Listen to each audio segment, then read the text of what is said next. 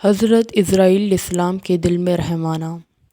ایک دفعہ اللہ عز و جل نے حضرت اسرائیل علیہ السلام سے پوچھا کہ تجھے کسی کی جان قبض کرتے وقت کبھی رحم بھی آیا ہے؟ حضرت اسرائیل علیہ السلام نے عرض کیا، الہی، میرا ہر ایک کی روح قبض کرتے وقت دل دکھتا ہے، مگر تیرے حکم کی سرتابی کی مجال کہاں؟ ہاں، ایک واقعہ ایسا گزرا ہے جس کا دکھ میں ابھی تک نہیں بھلا سکا۔ وہ زخم ایسا ہے جو تنہائی میں بھی میرے ساتھ رہتا ہے۔ ایک جہاز سمندر میں سفر کر رہا تھا، وہ تیرے حکم سے ایک بھنور میں پھنس گیا۔ اس طرح تھوڑی دیر بعد وہ جہاز تباہ و برباد ہو گیا۔ جہاز میں سوار کئی مرد و زن غرق ہو گئے۔ جو مسافر بچے تھے ان میں سے ایک ماں تھی اور دوسرا اس کا نوزائیدہ بچہ، جو تباہ شدہ جہاز کے ایک تختے پر سمندر کی لہروں پر تیرے رحم و کرم پر جا رہے تھے۔ تیز ہوا نے آنا فانا سینکڑوں میل دور سمندر کے کنارے پہنچا دیا۔ میں ماں اور بیٹے کے بچ جانے سے بہت خوش ہوا۔ اسی لمحے تیرا حکم ہوا کہ ماں کی روح قبض کر لو۔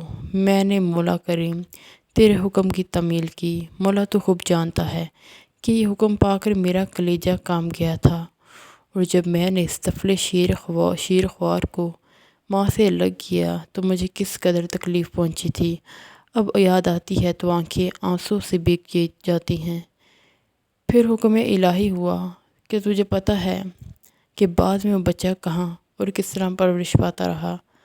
اسرائیل علیہ السلام نے عرض کیا، اللہ تعالیٰ عالم غیب ہے، ظاہر اور باطن اسی پر عیاں ہیں۔ اللہ عز و جل نے فرمایا، ہم نے موج سمندر کو حکم دیا کہ اس لاوارث بچے کو اٹھا کر ساحل پر ڈال دے۔ ساحل کے قریب ایک سبز شاداب جزیرہ تھا۔ ہم نے پھولوں کو حکم دیا کہ بچے کے نیچے سیج بچھا دیں۔ سورج سے کہا، اپنی تیز چھاؤں سے بچے کو محفوظ رکھنا۔ بادل کو کہا، بچے سے ذرا فاصلے پر برسے۔ درختوں کی شاخیں خود بخود جھک کر پھل اور ان کا رس اس کے منہ میں ڈال دیتی تھی۔ جزیرے میں ایک شیرنی کی ہم نے ڈیوٹی لگا دی کہ روزانہ اسے دودھ پلاتی۔ شیرنی کے خوف سے کوئی جانور بچے کے پاس نہیں آ سکتا تھا۔ اس جزیرے میں ہم نے خوشنوا اور حسین پرندے بھیجے جو ہر وقت چہچہاتے تاکہ بچے کا دل پریشان نہ ہو۔ ہوا کو حکم دیا کہ اس پر سے آہستہ آہستہ گزرے تاکہ اس کو کوئی تکلیف نہ ہو۔ حضرت اسرائیل علیہ السلام وہ تنہا اور بے یار و مددگار بچہ پرورش پا کے خوب صحت مند اور بہادر ہو گیا۔ ہم نے اس کے پاؤں میں کبھی بھی کانٹا تک نہ چبھنے دیا۔ دنیا جہان کی نعمتیں اسے عطا کر دیں۔ اب اے ملک و موت علیہ السلام، تو جانتا ہے وہ بچہ کہاں اور کیا کر رہا ہے۔